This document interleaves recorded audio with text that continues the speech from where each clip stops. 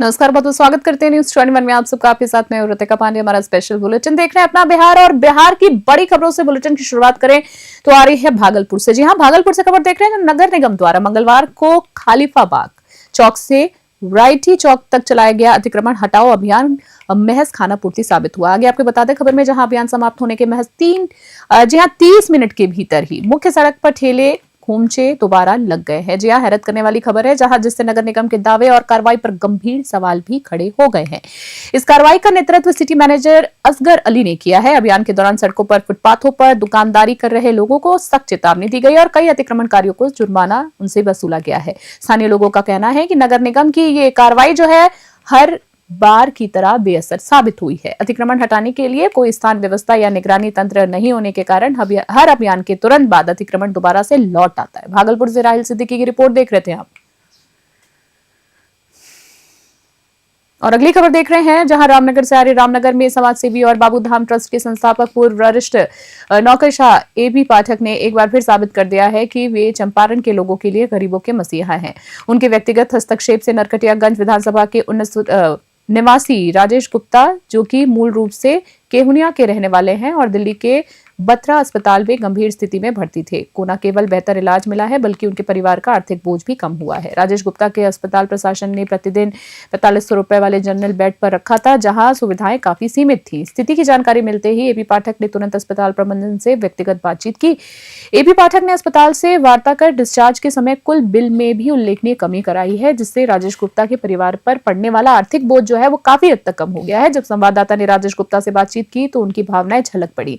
उन्होंने भावुक होते हुए कहा है, एपी पाठक हमारे जैसे गरीबों के मसीहा है। उनका एक फोन मेरे लिए राहत बन गया। उन्होंने न सिर्फ मेरी जान बचाई बल्कि बेहतर इलाज और आर्थिक सहूलियत भी दिलाई है। मेरी जिंदगी को नया आयाम मिला है। रामनगर से इंद्रमणि कुमार दुबई की रिपोर्ट। और अगली खबर देख रहे हैं, जहां आपको बता दें पूर्व मुख्यमंत्री राबड़ी देवी के नाम से आवंटित सरकारी आवास को खाली कराए जाने वाले मामले पर राष्ट्रीय जनता दल, जी हां आरजेडी की बात करें, ने तीखी प्रतिक्रिया दी है। आरजेडी ने प्रदेश प्रवक्ता एजाज अहमद ने इस कार्रवाई को बदले की भावना से प्रेरित बताया है। आरजेडी प्रवक्ता एजाज अहमद ने कहा है कि नई सरकार बनते ही एनडीए सरकार ने बदले की भावना के तहत कार्य करना शुरू कर दिया है। वो भी स्पष्ट रूप से दिख रहा है कि नीतीश कुमार के नेतृत्व वाली सरकार कहीं ना कहीं भारतीय जनता पार्टी के दबाव में काम कर रही है। आरजेडी ने आरोप लगाया है कि यह कार्रवाई जो है राजनीतिक प्रतिशोध का एक हिस्सा है, जबकि राज्य में सत्ता परिवर्तन के बाद भी ऐसी पहली कार्रवाई बड़ी है। जी आप पटना से अविनाश कुमार सिंह की रिपोर्ट देख रहे हैं।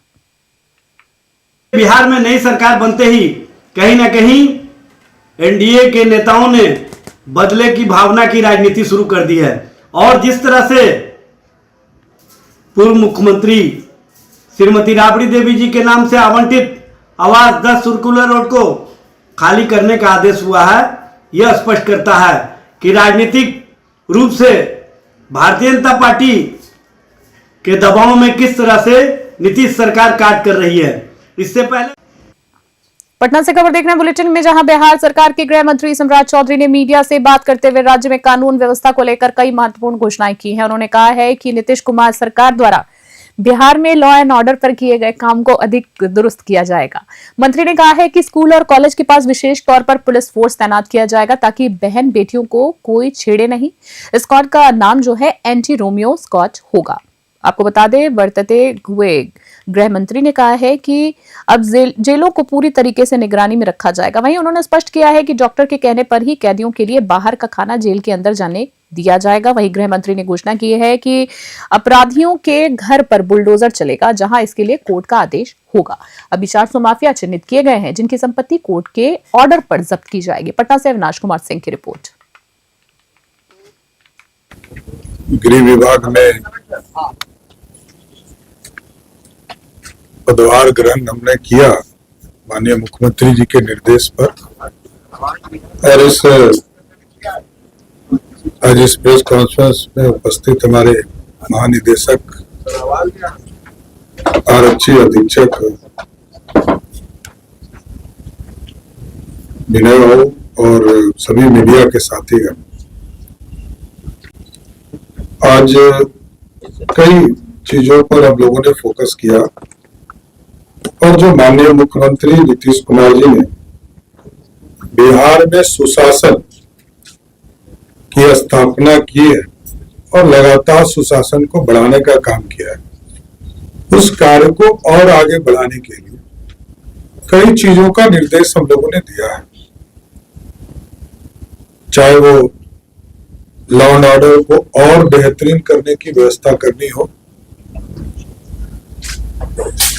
जो अपराधी हैं चाहे वो किसी भी स्तर के माफिया हो, जमीन माफिया हो, बालू माफिया हो या शराब माफिया, इसको चिन्हित करने का काम किया जाएगा, उनके खिलाफ कार्रवाई की जाएगी। और अगली खबर देख रहे हैं जहां भागलपुर से आ रही है। बात करें जहां लौह पुरुष सरदार वल्लभ भाई पटेल की 150वीं जयंती के मौके पर मंगलवार को भागलपुर शहर में यूनिट मार्च एकता मार्च का आयोजन किया गया है। कार्यक्रम में वक्ताओं ने सरदार पटेल के देश की आजादी के अहम योगदान को याद किया। उन्होंने कहा है कि पटेल ने स्वतंत्रता संग्राम में सक्रिय भूमिका निभाई और आजादी के बाद देशी रियासतों का विलय कर भारत को एक सूत्र में पिरोने का ऐतिहासिक कार्य भी किया है। मार्च में शामिल लोगों ने सरदार पटेल के विचारों, राष्ट्रीय एकता, सामाजिक सद्भाव और देश हित को आगे बढ़ाने का संकल्प लिया। मार्च के दौरान विद्यार्थियों ने एकता में शक्ति है का संदेश देते हुए पोस्टर और बैनर्स प्रदर्शित किए। भागलपुर से राहिल सिद्दीकी की विशेष रिपोर्ट देख रहे थे आप। अगली खबर की बात करें लखीसराय से आ रही बुलेटिन में। लखीसराय जिले के बढ़िया थाना क्षेत्र अंतर्गत खुटहा पूर्वी पंचायत के चेतन टोला में मंगलवार देर शाम एक भयानक घटना सामने आई है। छपरा में चुनाव ड्यूटी समाप्त कर छुट्टी पर घर आए एक आईटीबी आईटीबीपी जवान ने पारिवारिक विवाद उनका इतना ज्यादा बढ़ गया हो जाने पर पहले अपने पिता की गोली मारकर हत्या कर दी और फिर कुछ ही दूरी पर खुद को भी गोली मारकर उन्होंने आत्महत्या कर ली है। मृतक जवान की पहचान विकास कुमार उर्फ नाटो कुमार 35 वर्ष के और उनके पिता की पहचान उदय शंकर के रूप में हुई है। दुखद खबर है, आपको बता दें एसपी अजय कुमार ने बताया है कि जवान चुनाव ड्यूटी से छुट्टी पर आया था और पारिवारिक विवाद में समझाने गए पिता की गोली मारकर हत्या कर दी गई है, फिर खुद को भी गोली मार ली। इस घटना के बाद खुचा पूर्वी गांव के चेतन टोला इलाके में दहशत का माहौल है। लखीसराय से संतोष कुमार गुप्ता की खास रिपोर्ट। बता दीजिए क्या कुछ घटना में सर। एक यहाँ पर आईटीबीपी में एक जवान थे जो कि इलेक्शन ड्यूटी में आए हुए थे छपरा में, और उसी बीच में शायद 18-19 तारीख को यहाँ पर आए हुए थे और आज जो है उनका झगड़ा कुछ हुआ था घरेलू मैटर को लेकर। उसी में अपने पहले बाबूजी को हत्या कर दी, उसके बाद फिर वो भागते हुए अपना खुद सुसाइड कर लिया। कितनी गोली लगी है? इनका बाबूजी को 2 गोली लगी है और जो सुसाइड किए हैं वो उनको 1 गोली लगी है। घटनास्थल से कुछ बरामद हुआ है सर? हाँ, घटनास्थल से बरामद हुआ है, एक पिस्टल है और वहाँ पर 1 गोली है और जो उनके बाबूजी के पास 2 गोली बरामद हुई है। लाइसेंस है?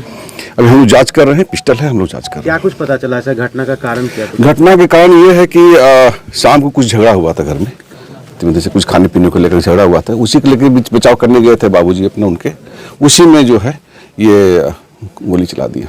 आगे क्या कुछ कार्रवाई की जा रही है? आगे हम लोग अभी छानबीन कर रहे हैं और अभी हम लोग एफएसएल भी बुलाए हैं और उसमें जांच कर रहे हैं हम लोग। उसके बाद जो हम लोग एफआईआर करेंगे और निदान करेंगे। बता दीजिए क्या कुछ घटना में सर। और सुगोली से खबर देख रहे हैं, जहां सुगोली पुलिस ने अवैध शराब कारोबारियों के खिलाफ जीरो टॉलरेंस की नीति अपनाते हुए एक बड़ी कार्रवाई को अंजाम दिया है। पुलिस ने थाना क्षेत्र के मैवा गांव में छापामारी कर करीब 1 दर्जन से अधिक अवैध शराब भट्टियों को मौके से ही ध्वस्त कर दिया है। आपको बता दें थानाध्यक्ष अनीश कुमार सिंह के नेतृत्व में गठित पुलिस टीम ने इस अभियान को तड़के ही शुरू कर दिया है। पुलिस को लगातार सूचना मिल रही थी कि मैवा गांव में, जी हां, महवा गांव के अवैध चलाई शराब का एक बड़ा नेटवर्क सक्रिय है। पुलिस ने अचानक पहुंचने से, जी हां, पुलिस जब अचानक पहुंचती है तो अवैध कारोबारियों में अफरा तफरी का माहौल देखा जाता है और वो मौके से फरार होने में सफल भी रहते हैं। भट्टियों और तैयार शराब को जब्त कर नष्ट कर दिया गया। सुगोली से सोनू कुमार की रिपोर्ट देख रहे थे आप।